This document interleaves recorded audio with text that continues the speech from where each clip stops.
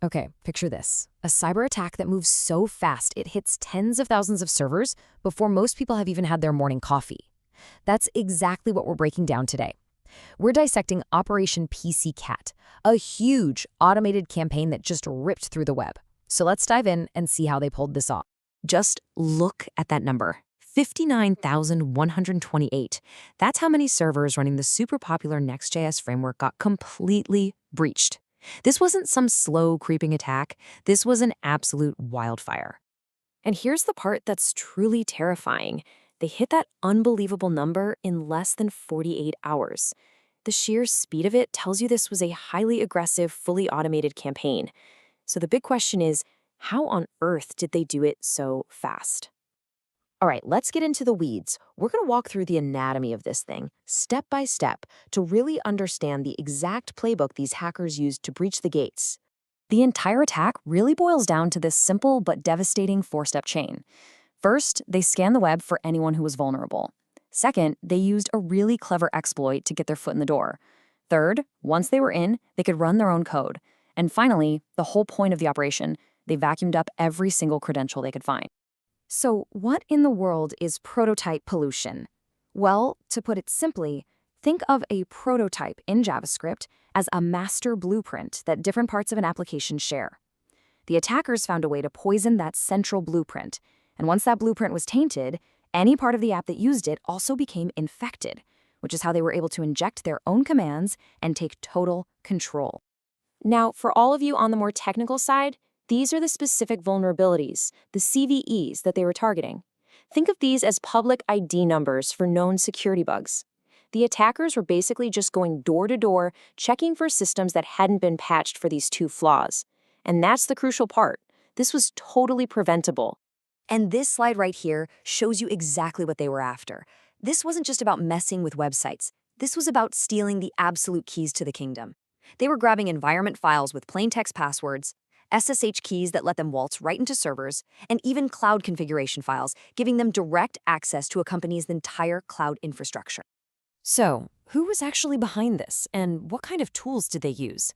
Let's take a look inside the hacker's toolkit to see how this whole operation, run by a group calling themselves PCPcat, was put together. You'd think an attack this big would be this massive, complex network, right? Well, get this. The entire operation was managed from one single command and control server, the C2. This one IP address was the brain, telling all the bots what to do and collecting all the stolen goods. And here's where it gets kind of crazy. You're not going to believe this, but the attackers left their own control panel completely exposed to the public. Researchers could literally just go to their /stats page and watch the campaign's success in real time. It's how we know the exact numbers. They were broadcasting their own wins to the entire world. Look, a quick smash and grab is one thing, but these guys, they wanted to stick around. Once they got inside, they installed proxies and created tunnels back to their main server. And by setting up these persistent services, they made sure their backdoor would survive a simple reboot. They were turning these servers into a permanent botnet. And they even left a little calling card. This message, "Ooh, PCPcat was here," with the tilde at the end, was found in the logs of the systems they hacked. It's this weirdly cheeky, almost playful signature for what was an incredibly destructive campaign.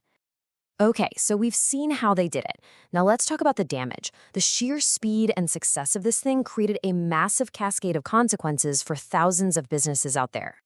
This chart right here really puts it all into perspective.